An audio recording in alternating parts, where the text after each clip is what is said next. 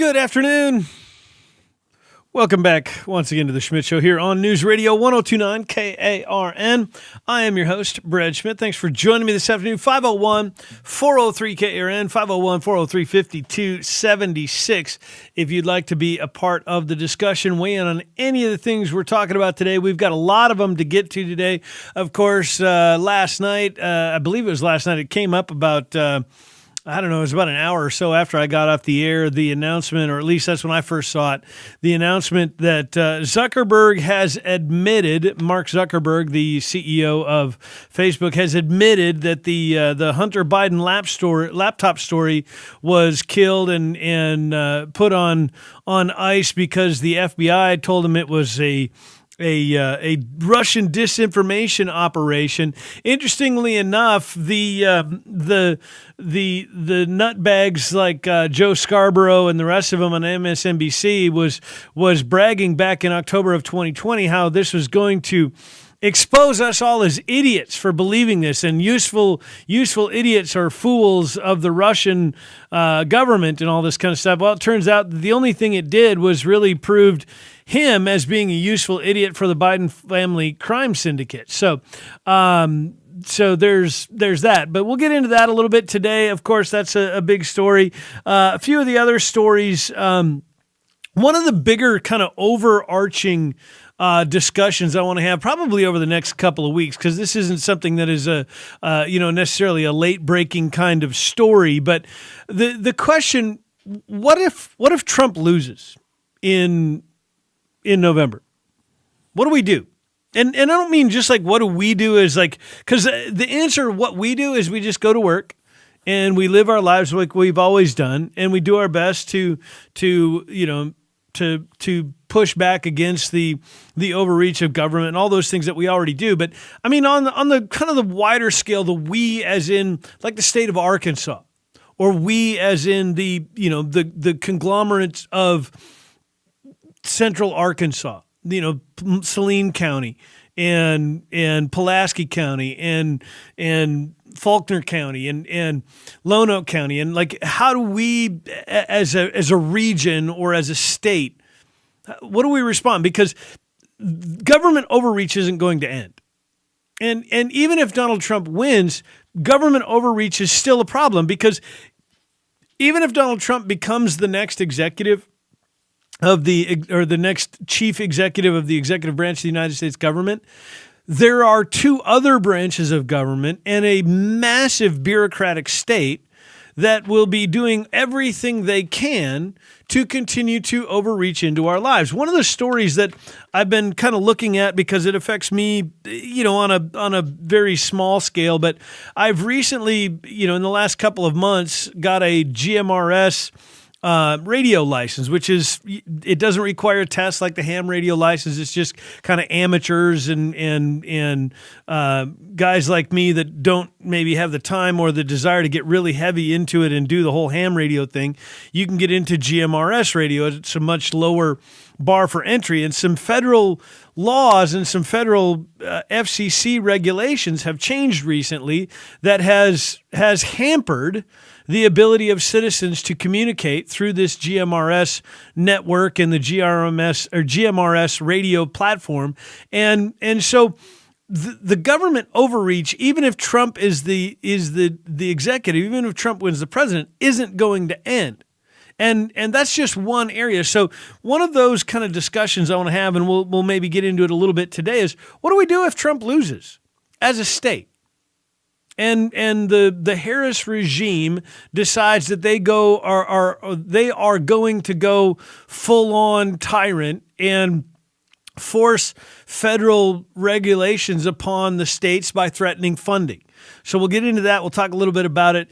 There was a story I had yesterday. I was talking a little bit about, we didn't really get into it because we got so deep into the discussion about some of the other stuff, but the minimum wage discussion has popped back up again. There's some more discussion about minimum wage, whether or not minimum wage should be a thing or whatever. And yesterday we spent some time talking about the National Forest, and I forgot to ask about this. I got some homework for you. Go to Google Maps not just Google, but go to Google Maps specifically. Go to the Maps site, and instead of putting in an address to search Google Maps, just type in alien dog art. And it'll pop up with alien dog art, Plainview, Arkansas. Go look that up. We'll maybe, if we get time today, if we have time and there comes a lull in the conversation, we may bring up this discussion, because this is just a funny one that I thought was hilarious. Because I won't say any more than that. Go look up on Google Maps, not just plain Google, but go to the actual maps. But instead of putting in an address, just search for alien dog art, and you'll see what I'm talking about. And maybe we'll get into that discussion. One texter already weighing in on what do we do if Trump loses and all that kind of stuff. So we'll get into that. I want to talk also about the LEARNS Act. The announcement came, I believe it was yesterday, maybe it was the day before, that as many as 17,000 plus applicants for the new education vouchers, the education freedom accounts, have come in. According to the Department of Education, the Arkansas Department of Education, there are 13,427 students out of the 475,000-ish that have qualified for these for this school year. And there's currently already 17,000 applicants for them, and the number is still going up. So clearly, a lot of Arkansans excited about this possibility, and it kind of puts a damper on the left's narrative that Arkansans hate this, and they're afraid that if these things happen, that there's not going to be any public school system anymore. It appears that there's a lot of excitement among the Arkansan population. So we'll talk about that one. Of course, I want to talk about this story was on, I believe it was on Breitbart. There's a report that someone in the Harris campaign, some advisor or something, has suggested that the American voters don't really care whether or not Kamala Harris does an interview, right? They don't really care if she talks to the press. So we'll get into that, because that's a real issue, and I think he's right. I think he's absolutely correct. I don't think most people care whether or not Kamala Harris does an interview. And part of the reason I don't think they care is because most of the people that are supporting her have no idea why they're supporting her.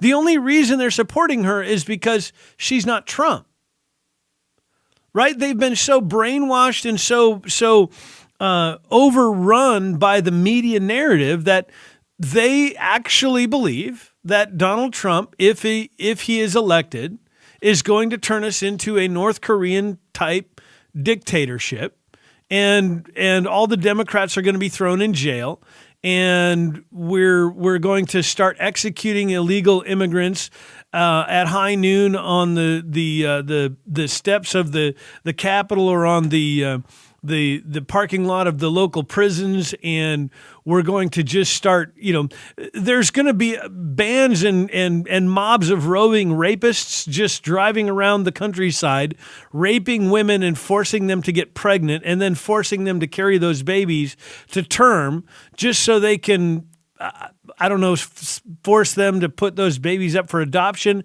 and overwhelm the adoption centers or something. I don't know what the idiots on the left actually think is going to happen, but the women will be turned away for health care and probably executed in the parking lots of hospitals. Only men will be able to get health care. And only white people and rich people will get to go to school. All of the black people and all of the poor people will be stupid for all eternity and won't be allowed to go to school anymore. Oh, and the kids that do go to school won't be allowed to eat. There won't be any lunches for them. They'll be forced to scavenge the school dumpsters at recess or something for food. I'm not sure, but yeah, those are the ideas of the left if Trump gets elected. So their view is that well, it doesn't matter what Kamala Harris does. She's better than that. And we don't really care what her policies are because she's going to prevent Donald Trump from creating bands of roving rapists and school children murderers. So we have to vote for it.